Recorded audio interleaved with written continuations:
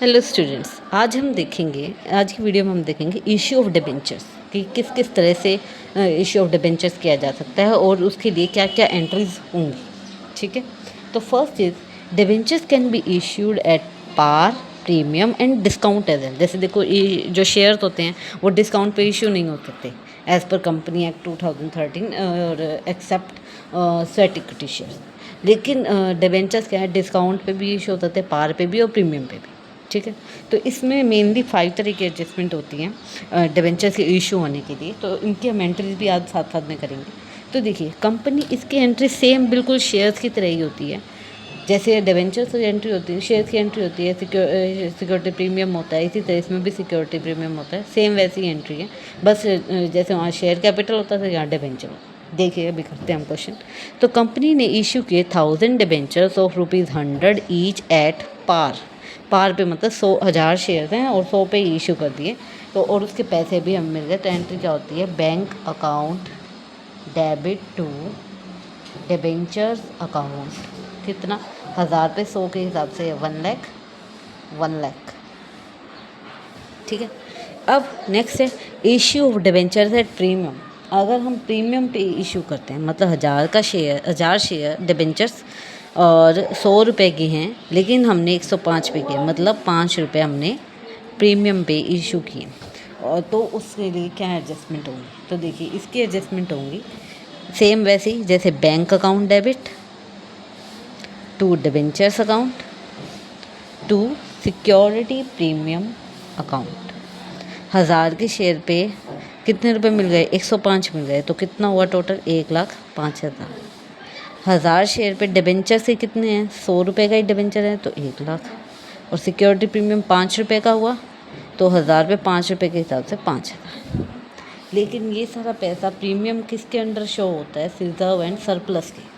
ठीक है, security premium reserve and surplus के अंडर शो होता है। नेक्स्ट है issue of debentures at discount. अब हम डिस्काउंट पे इशू, देखो ज़्यादा पे इशू कर रहे थे तो सिक्योरिटी प्रीमियम अकाउंट क्रेडिट हो रहा था। अब क्या है, हम इसके डिस्काउंट पे इशू कर रहे हैं तो ये लॉस है, तो इसको हम क्या करेंगे, डेबिट। तो देखो 1000 का शेयर है, 95 पे कर रहे हैं, तो -5 क्या है, ये डिस्काउंट। तो एंट्री इसमें क्या बनेगी, bank account debit discount on issue of debentures account debit और टू क्या आएगा हमारा, डिबेंचर्स अकाउंट। बैंक अकाउंट कितने पैसे मिले, 1000 शेयर पे 95 रुपये मिले, तो कितना हुआ, 95,000। डिस्काउंट कितना है, 100 का शेयर 95 पे इशू किया, तो 5 रुपये का डिस्काउंट, तो 1000 पे 5 का डिस्काउंट कितना होगा, 5,000।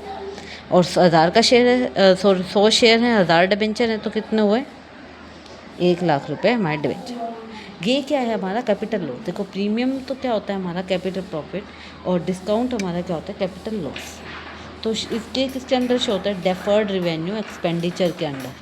ठीक है, डिफर्ड रिवेन्यू एक्सपेंडिचर के अंडर ये शो होता है हमारे बैलेंस शीट में।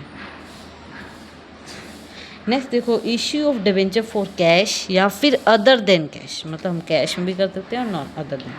कैश में करते हैं तो हमारी सेम यही वाली एंट्री होगी, bank account debit to debenture का। अदर देन कैश करते हैं, अदर देन कैश, मान लो हमने कोई असेट खरीद ली, तो एंट्री क्या होगी, देखो bank account debit to debentures कर रहे थे, अब हम क्या करेंगे, assets account debit to debentures account. ठीक है, अब देखो इंटरेस्ट ऑन डिबेंचर, इसकी क्या एंट्री होगी, देखो मैंने बताया था कि इससे पहले वाली वीडियो में कि इंटरेस्ट ऑन डिबेंचर क्या है, चार्ज अगेंस्ट प्रॉफिट है, मतलब ये कंपनी को देनी है चाहे कंपनी को लॉस ही क्या हो। तो इसलिए इवन इफ कंपनी इंकर्स हो, it is a charge against profit और पेड बिफोर डिविडेंड। क्योंकि देखो डिविडेंड हम देते हैं ओनर को, तो उनको ओनर से पहले क्रेडिटर्स को लाइबिलिटी दी जाती है, तो इसलिए पेड बिफोर डिविडेंड।